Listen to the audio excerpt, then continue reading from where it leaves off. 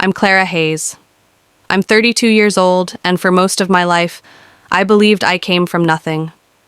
Not because I was lazy or careless or ungrateful, but because that's what I was told, again and again, by the people who were supposed to protect me. My mother died on a quiet Tuesday morning. No dramatic hospital scene. No last words whispered into my ear. Just a phone call while I was at work, my manager's voice fading into the background as I tried to understand how a human life could simply stop. At the funeral, the sky was gray in that polite way, like it didn't want to interrupt anyone's grief. My Aunt Margaret stood near the front, composed, elegant, already in control. She hugged me briefly and said, "Your mother worried about you until the very end." At the time, I thought that was love. Now I know it was something else entirely. After the burial, she handed me an envelope. Inside was $7,500. She said it was all my mother had left. She lived simply, Margaret explained. There was no estate, no savings. She didn't want you burdened with false hope. I believed her.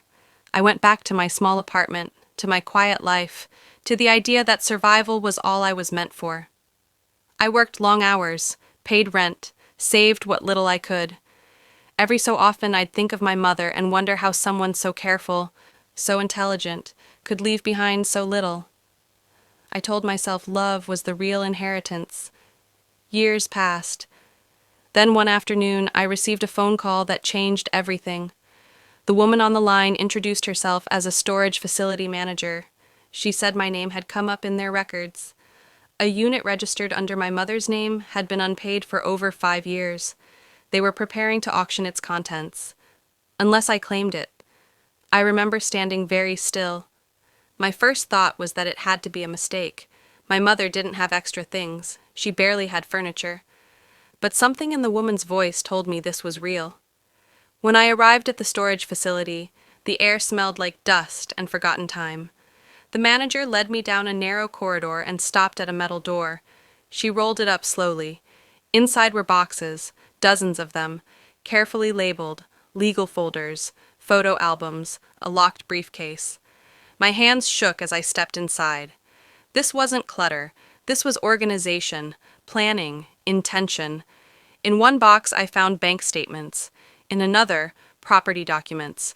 Then I found a letter. My name written on the envelope, in my mother's handwriting. I sat on the concrete floor and opened it. "Clara," it began, "if you are reading this, then someone has failed to tell you the truth." She wrote about distrust, about fear, about my Aunt Margaret, about how, years ago, she had quietly transferred assets into accounts meant for me but kept them hidden, knowing her sister would try to take control if she fell ill. She wrote that she loved me too much to let that happen. I cried until my chest hurt. At the bottom of the box was a business card for an attorney, Judith Klein, estate law. When I met Judith, she didn't look surprised. She listened carefully, reviewed the documents, and then told me something that made my blood run cold. My mother had left a will, a valid one, and it named me as the sole beneficiary of assets worth more than $2 million. The envelope I received at the funeral wasn't generosity, it was a lie. Margaret had filed an earlier document, one she knew my mother had replaced, fraudulently, confident I'd never question it. Judith asked me what I wanted to do. For the first time in my life, I didn't answer quietly. We prepared, carefully, patiently, evidence, timelines, signatures, everything. Then I sent my aunt a message. I congratulated her on her upcoming birthday and said I wanted to attend the family dinner. She replied warmly, told me how proud my mother would be of me for finally finding my footing. The dinner was elegant, candles, wine, laughter. Margaret stood at the head of the table and made a speech about family, sacrifice, and responsibility. When she finished, I stood up. My voice didn't shake. I told them about the storage unit, the letter, the second will. I introduced Judith, who had been sitting quietly at the back. Margaret's face changed, slowly, like a mask slipping. The room fell silent as documents were passed around, as dates were read aloud, as truth finally had space to breathe. Margaret didn't scream. She didn't cry. She simply sat down, defeated by her own certainty. The settlement came quietly. No court drama, no headlines, just restitution. I didn't take revenge. I took what was already mine. Today, I live differently, not extravagantly, but honestly. I own a small home. I work because I choose to, not because I'm afraid. Sometimes I sit on my porch and think about my mother, about how she planned for my future even when she knew she wouldn't be there to protect it herself. I thought the story ended when the money was returned. I thought justice had a clean finish line. I was wrong. 3 weeks after the settlement, a letter arrived at my new home. No return address, just my name, written carefully, like the sender didn't want to be noticed. Inside was a single sentence. You took more than you know. At first, I laughed it off. Fear has a way of disguising itself as confidence when you don't want to feel weak again. But the laughter didn't last, because small things started to happen. My credit card was declined at a grocery store, despite a positive balance. A contractor I hired suddenly backed out, saying there were issues with my property title. Then my bank called, asking me to verify transactions I had never made. Someone was moving quietly, methodically. Judith warned me this might happen. She said people who lose control don't always walk away. Sometimes they circle back, looking for softer ground. The real shock came when I received a notice from the city, an old property, an industrial warehouse on the edge of town. My name listed as owner, and thousands of dollars in unpaid taxes. I had never heard of it. When I searched the address, my stomach tightened. The warehouse had been tied to my aunt's former business ventures, ones she claimed failed years ago. Ventures she said she had closed cleanly. But the documents told a different story. My name had been added to ownership records just months before my mother died, not as a gift, as a shield. Margaret had been using me long before I ever stood up to her. My mother hadn't hidden everything in time. The warehouse was under investigation for environmental violations. If charges were filed, the owner would be responsible. Not Margaret. Me. For the first time since the dinner, I felt afraid. I drove to the site myself. The building was abandoned, rusted, surrounded by weeds tall enough to hide secrets. Inside, the air smelled chemical and stale. Barrels sat stacked in the dark, some leaking into the concrete floor. Me. For the first time since the dinner, I felt afraid. I drove to the site myself. The building was abandoned, rusted, surrounded by weeds tall enough to hide secrets. Inside, the air smelled chemical and stale. Barrels sat stacked in the dark, some leaking into the concrete floor. This wasn't just money, this was liability. Criminal liability. Judith confirmed my fear. Margaret had transferred ownership quietly, counting on the fact that I would never know, and if I did, I wouldn't understand what it meant until it was too late. I went home that night and sat in the dark. I realized something then that changed me again. This wasn't about inheritance. It was about erasing responsibility. So I stopped reacting and started acting. We hired investigators, environmental consultants. Paper trails were pulled apart piece by piece. The deeper we went, the clearer it became. Margaret hadn't just stolen from my mother.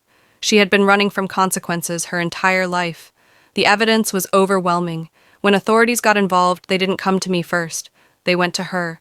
Margaret called me once. Just once. Her voice was different, smaller. She said she never meant for it to go this far. She said family should protect family. I listened quietly. Then I told her the truth. Family doesn't hide poison and call it protection. The case took months, long, exhausting months. But in the end, the warehouse was seized. Responsibility was reassigned, and my name was cleared. Margaret disappeared from my life completely after that. No apology, no goodbye, just silence. People ask me now if I regret fighting back, if it was worth the stress, the fear, the nights I couldn't sleep. I tell them this. There's a moment in every life when you realize survival isn't enough anymore, when peace requires courage. My mother gave me more than money. She gave me foresight, strength, and the truth, even if it arrived late. Some inherit houses, some inherit burdens. I inherited clarity, and I will never hand it back. After everything was finally over, I expected relief to arrive like a celebration. Fireworks, freedom, a loud sense of victory. Instead, it came quietly. One morning, I woke up and realized there was no one left to fear. No letters, no phone calls, no hidden documents waiting to surface. Just silence. Clean, honest silence. For the first time in my life, my thoughts felt like my own. I started going through my mother's things again, but this time without urgency, without the pressure of survival. I opened boxes I had avoided before. Old notebooks, recipes written in the margins of newspapers, photographs where she wasn't posing, just existing. In one notebook, I found a list titled simply, "For Clara." It wasn't about money, it was advice. Small, ordinary sentences. Don't apologize for taking space. Rest is not laziness. Trust patterns, not promises. And at the bottom, in smaller writing, if they make you feel small, they are not your people. I closed the notebook and held it against my chest.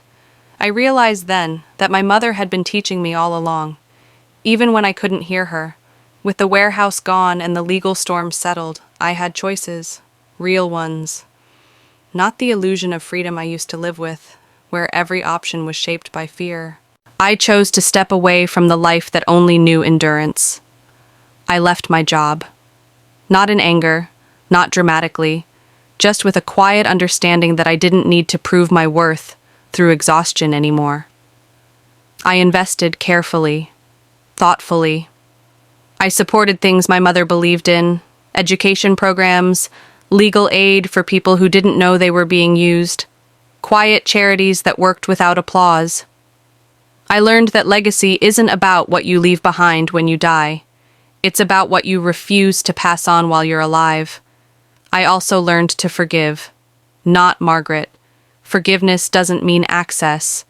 I forgave the version of myself who stayed silent because she didn't know she was allowed to speak. That took the longest. Sometimes, on quiet evenings, I sit on my porch and imagine my mother beside me. I don't imagine her speaking. She doesn't need to. Her presence is enough. It always was. People still look at me and see a woman who got lucky.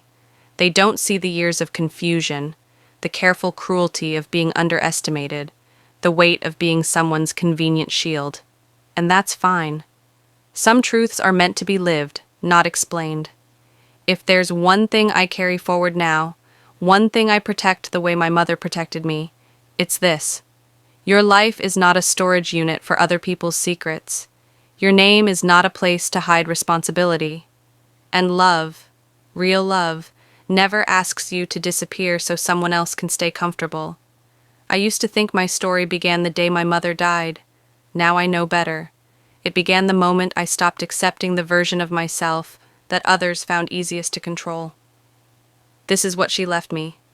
Not just an inheritance, a boundary, a voice, a future that belongs finally to me. And I intend to live it, fully, quietly, and without permission.